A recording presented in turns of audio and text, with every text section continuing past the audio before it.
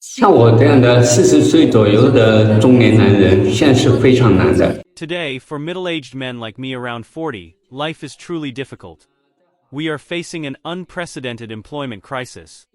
In the past, those of us working in major companies like Tencent and Huawei had annual salaries of around 200,000 to 300,000 yuan, but due to societal changes, many of us have since lost our jobs. Now, finding a position with a comparable salary has become extremely challenging for middle-aged men like us. Perhaps we could opt for a job with a monthly salary of around 10,000 yuan, but for those of us who are already settled with families, this level of income is hardly enough to sustain life in a city like Shenzhen. Even if we consider driving a taxi or delivering food, is this really our career goal? Is the ultimate choice for us, who graduated from university and even hold a bachelor's or master's degree, to end up working in taxi or food delivery industries? Once young people with dreams and ambitions, we can't imagine a lifetime spent on assembly lines or relying on physical labor such as driving a taxi or delivering food for a living.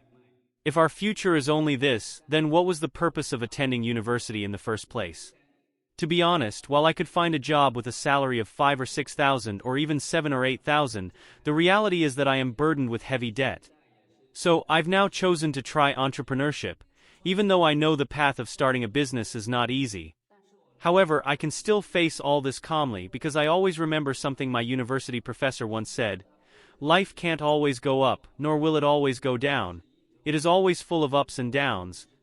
This sentence has strengthened my resolve, and no matter how many difficulties and challenges life brings, I will accept them calmly and welcome every challenge in the future with an open heart. 中国最近有个现象特别可怕， In today's China, there's a phenomenon that makes people think deeply, and it brings a bit of chill. More and more middle-aged people are reluctant to go outside. Especially for us middle-aged single men, no family, no wife, no kids, and no foreseeable future, it's often easier to just stay at home, without taking a single step out the door. Many people feel there's no point in going out, even feeling a sense of shame, because going out neither earns them money nor brings much joy. So, why should we go outside? As a result, more and more middle-aged men prefer staying at home, becoming shy men, and even making it a part of daily life. Take myself as an example. I finished overtime yesterday, and since I don't have to work today, I've been lying around at home the entire day and night without stepping out the door even once. Why am I doing this? Because I feel that the outside world has no appeal for me anymore. Going out not only doesn't bring me any satisfaction but even makes me feel inferior. This world hasn't given me the marriage or love I want, nor the ideal wife and kids. To be honest, it has given me nothing. I feel like I have achieved nothing, accomplished nothing, and in the end, can only choose to hide in this dark little room, spending those hard times alone. So, as you can see, now more and more middle-aged men, especially those who have experienced failure, gradually retreat back to their own small worlds. They become middle-aged shy men, filled with a sense of alienation from the outside world, even becoming somewhat numb. Even if they have a bit of money, they're unwilling to spend it, as they have no expectations for the future. This negative attitude towards life is gradually spreading, making people worry about the social phenomenon it reflects. Does failure inevitably have to be accompanied by loneliness and self-isolation? 中国的男人太累了，累到什么程度呢？ Today, Chinese men are living incredibly exhausting lives. Just how deep is this exhaustion? Imagine a 40-year-old man who, one day, suddenly loses his job, and his income disappears overnight. He can no longer pay the mortgage and can't support his family anymore. He wants to sell the house to ease the burden, only to find that house prices have dropped, and the sale proceeds are far from enough to pay off the mortgage. Helplessly, he has to sell his car as well. However, because he can no longer financially support the family, his wife gradually loses confidence in him and ultimately chooses to leave. With his wife gone, he is left to live alone with his child, only to discover that over the years, the child hasn't been studying well and has even neglected their education. Meanwhile, the man's parents are thoroughly disappointed in him. One can't help but ask, after attending university, ending up losing his job, and winding up without a wife, without a family, without a house, and with a child with no future, what has he been busy with all these years? As the old saying goes, having money is not as good as having health. Yet, how many men over 40 can still maintain good health? High blood pressure and high cholesterol have become commonplace, not to mention that some even suffer from diabetes. Every year, they endure the pain of kidney stones, truly going through torture. Did we come to this world just to suffer? I believe everyone arrives in this world crying, but when we leave it, we all hope to depart with a smile. However, many people live like oxen and horses, and how many truly feel happy, truly feel joy? Then look at those men over 40 who have lost their jobs. They can't even compete with young people in their 20s for security guard positions. They want to deliver food but don't know how to ride an electric bike. They want to drive for ride-hailing but can't come up with the starting capital. The living space that society has left for men over 40 is extremely small. Even if they want to lie flat, they still have to wait until they're 63 to retire and finally get the chance. Honestly, our society really ought to treat men over 40 with kindness, as they truly gave so much for their families and for society when they were young. In this era, we need to understand each other and be more accepting of one another. 84年41岁失业1年半了 I was born in 1984 and am now 41 years old. I have been unemployed for a year and a half. Today, I went for interviews at 2 companies again, but I was rejected by both, with the reason being that I am too old.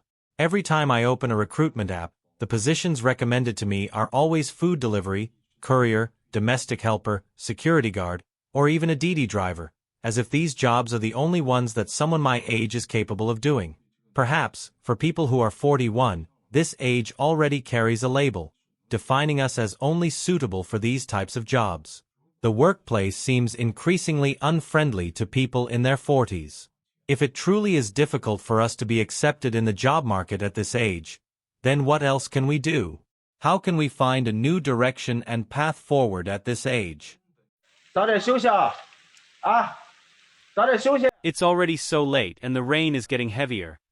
Everyone should get some rest. Today, a brother came to work at our factory.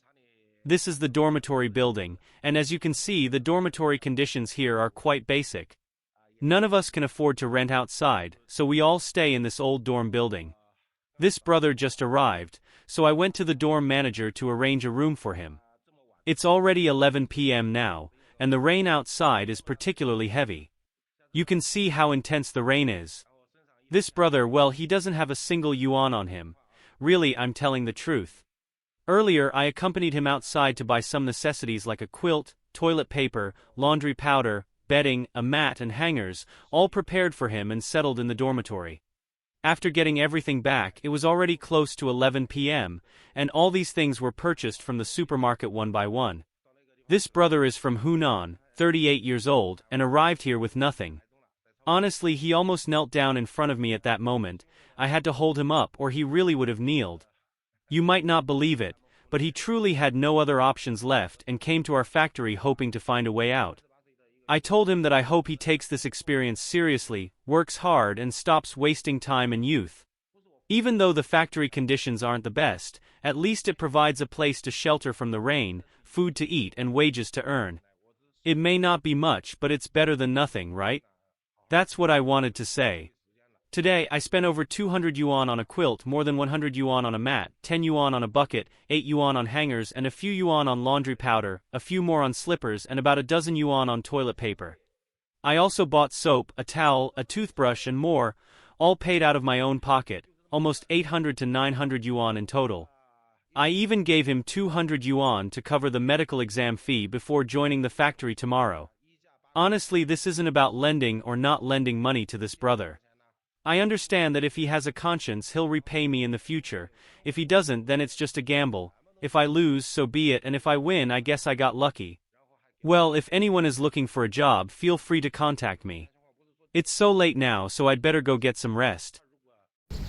你发现了吗？现在中国男人已难以养活家庭了。 Have you noticed that it's becoming increasingly difficult for Chinese men to support their families? Many men, even if they have an income, struggle to cover household expenses, reflecting the real-life situation of many people at the lower end of society.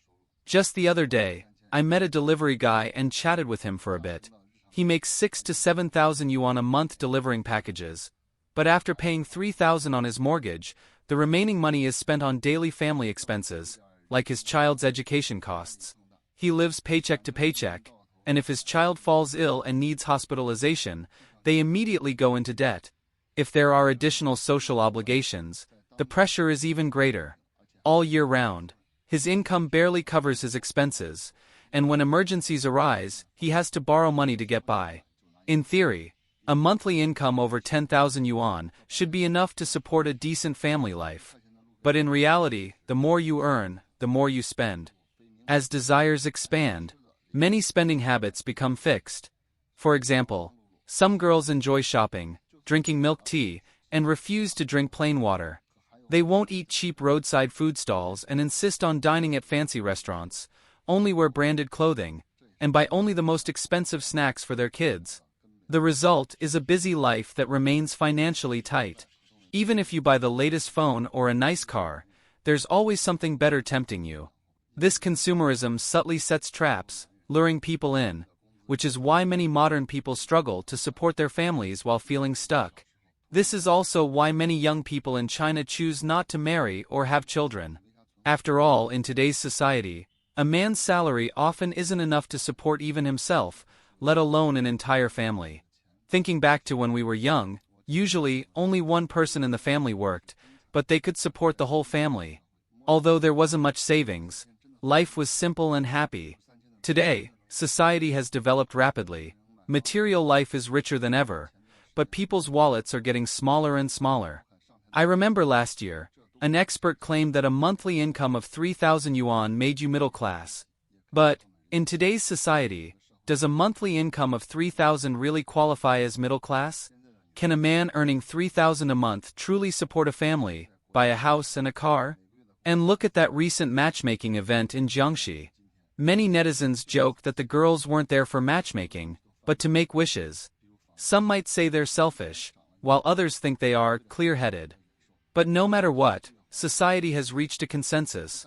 Low wages cannot support a family, and girls aren't willing to endure hardship with you. 10 years ago, I worked at a state-owned enterprise, earning 3,000 to 4,000 yuan a month. Now, 10 years later, my salary is still 3,000 to 4,000.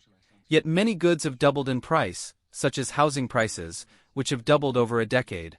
Even with immense financial pressure, we have to endure it because today's job market is like this.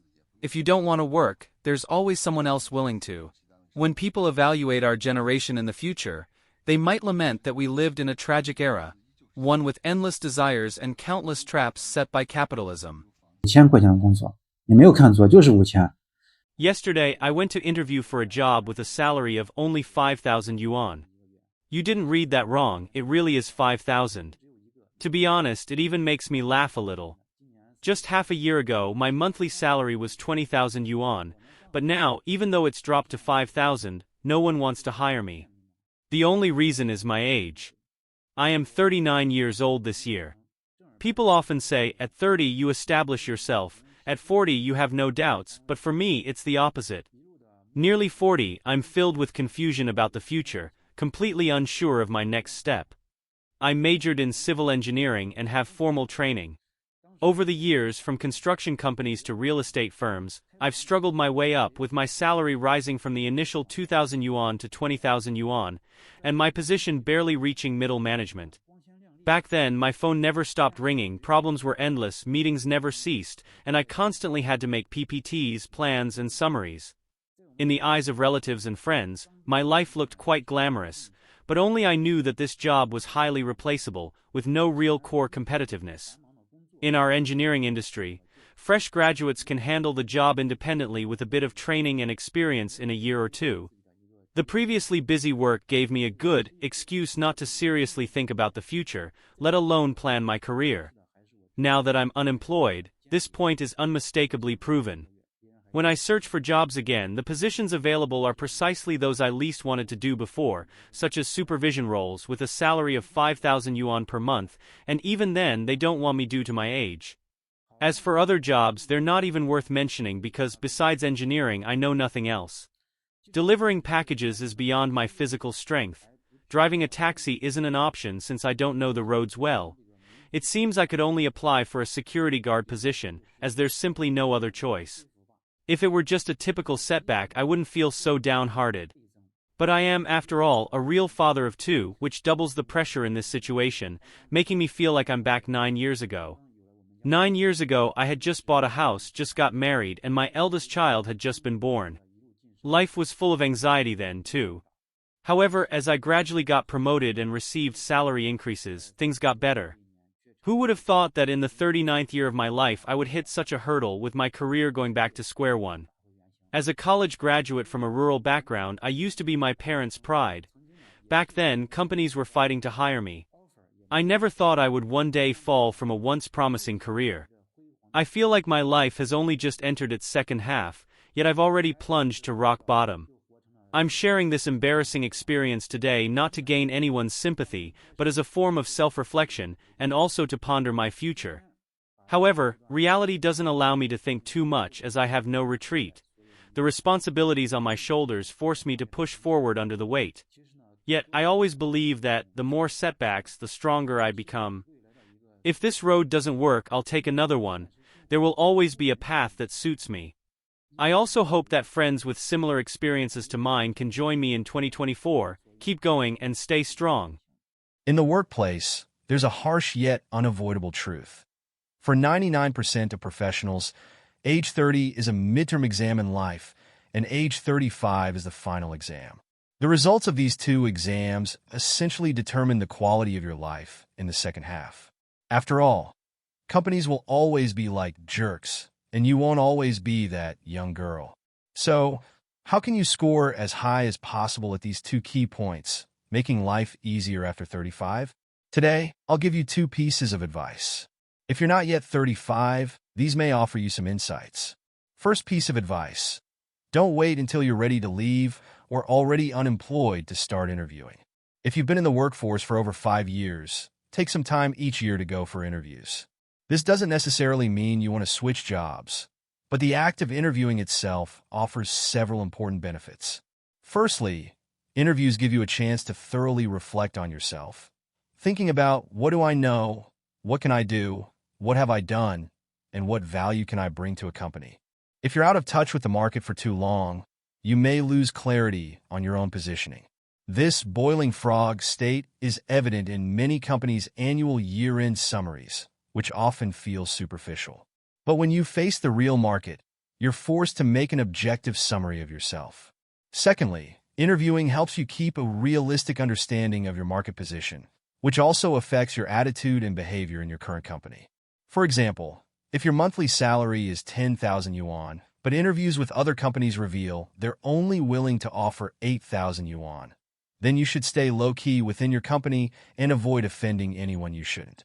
On the other hand, if other companies are willing to pay 15,000 yuan, even if you don't plan to switch jobs, you can use this as a bargaining chip to try requesting a raise from your boss. Many people, due to long-term unfamiliarity with the market, either become workaholics or overly selfless in their companies. Knowing your position allows you to avoid arrogance or excessive humility. Thirdly, interviews can expand your network and industry information. You may feel it's a stretch to build a network through interviews, but if you interview with 3 to 5 companies each year, over 10 years, you may connect with dozens of industry professionals at a certain level. By understanding the operating structures and profit models of different companies, you can gain deeper insights into the industry, and these people may become your future partners. Maybe you didn't join that company today, but who knows about the future? As long as you remain competitive, opportunities will always exist. Don't miss out on this low-cost chance to connect with peers. Many people work in one company for 7 or 8 years, only to start preparing resumes and interviews when they resign. In such cases, they're often unfamiliar with the market environment and hiring standards, possibly taking many detours. Some even struggle to find jobs for a long time, which is truly unfortunate. Second piece of advice: after 30, never pour all your energy into work alone. Even if you become the company's model employee, when the time comes, you'll still have to leave if they want you to. Work deserves your dedication, but not your life. Therefore, set aside time to prepare for entrepreneurship. Whenever entrepreneurship is mentioned, some say it's harmful, thinking the success rate is low. But I'd like to ask you this: is the success rate of entrepreneurship higher, or is it more likely that your company will support you for life? For most people, entrepreneurship isn't a choice, but a reality to face sooner or later. So, it's better to start preparing early. So, what is entrepreneurship? I believe entrepreneurship means that you, either independently or as part of a team, take the lead to make money. How to start? Begin by earning just $1 outside of work. Note, I'm not advocating for a side job because the purpose of a side job is to increase income, while your goal should be to gain experience for entrepreneurship. Through thinking, learning, and practice, gradually develop your own business model. Even if the start is small, even if you earn just $1 the first time, you've already taken the first step toward success. By gradually exploring a path with low-cost trials, you'll be prepared to transition smoothly from employee to entrepreneur, whether you face layoffs or choose to resign in the future. I hope these 2 pieces of advice can be helpful for younger friends. If you're already middle-aged, please pass it on to those you think might benefit from it. If you enjoyed this video, please like and subscribe to our channel. Your support is very important to us, and we'll continue providing you with better content. Thank you once again for watching, and see you next time.